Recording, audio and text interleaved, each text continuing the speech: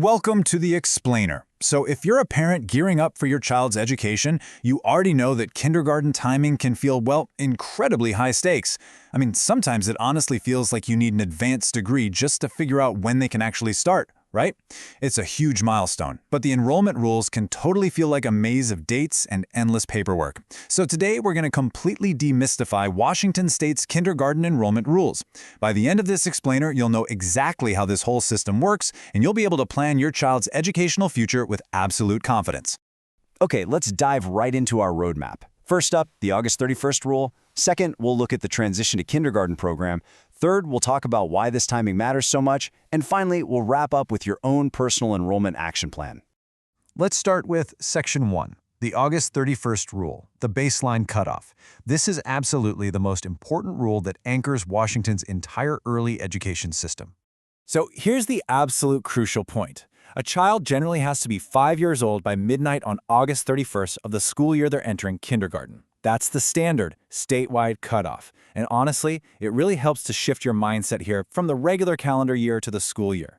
For example, if you're looking at the 2026 to 2027 school year, your kid literally must turn 5 by August 31st, 2026. If they turn 5 on September 1st or later, well, under the standard rule, they're just not age eligible for regular kindergarten that fall. As you can guess, this fixed date creates a really sharp line in real life. Because Washington uses this hard deadline instead of a rolling window, two kids born just a single day apart are going to experience completely different timelines. Think about it. A child born on August 31st, 2021 is generally good to go for the fall of 2026. But a kid born literally the very next day on September 1st, 2021, they generally have to wait a whole extra year until the fall of 2027. It's wild, but it's a super sharp line. Now, I want to bust a really common myth right away, because parents ask this all the time. Can advanced kids start early? Actually, no. In Washington, the standard kindergarten age requirement is a statewide rule, and districts follow it strictly. It is based purely on age, not on how smart they are or some assumed early readiness. So definitely don't bank on an early start just because your 4-year-old seems totally ready for a kindergarten classroom. Moving on to Section 2, Transition to Kindergarten, or TK, the alternative. Let's pivot to a bit of a plot twist for families whose child maybe misses that strict cutoff or just needs a little extra prep. This brings us to transition to kindergarten, which you'll usually hear called TK. Now, it is absolutely critical to understand that TK does not count as regular kindergarten. Nope, it's a completely separate bridge program.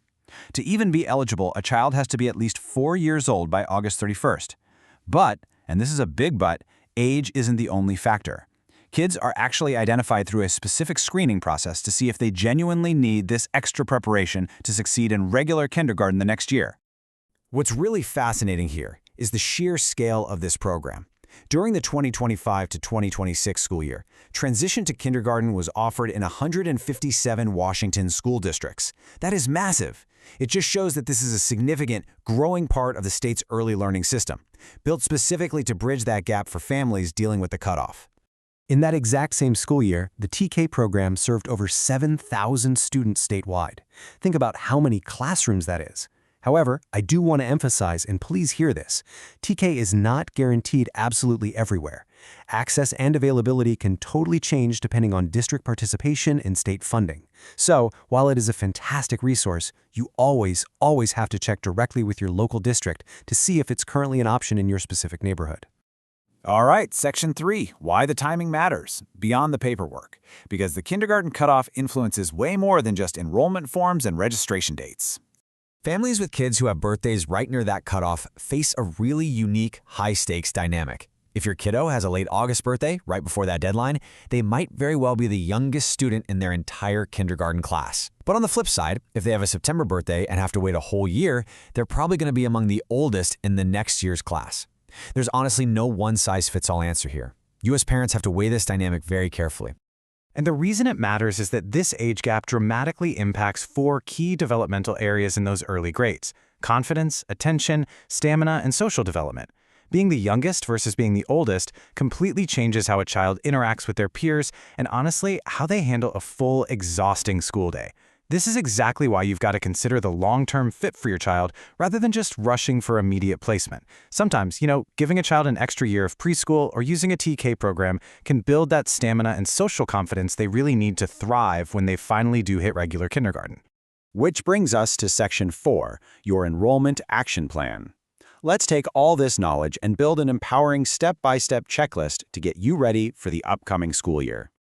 You'll want to follow these exact steps to ensure a totally smooth process. Step 1. Confirm your child's birth date against that firm August 31st cutoff we talked about. Step 2. Go check your local school district's specific enrollment page for their current registration dates. Step 3. Reach out and ask them if they offer transition to kindergarten and find out if your kid might qualify.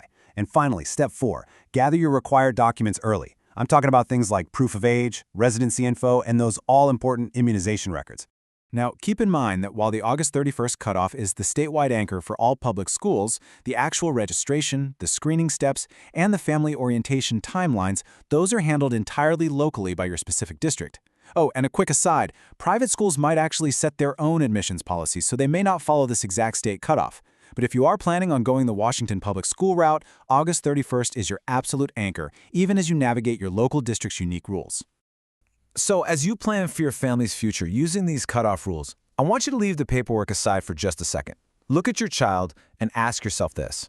Are they ready for the rigors of the classroom right now, or are they ready for another year to grow, build stamina, and gain confidence? By understanding the August 31st rule, exploring your TK options, and partnering with your local district, you've got all the tools you need to make the absolute best choice for your child's long-term success.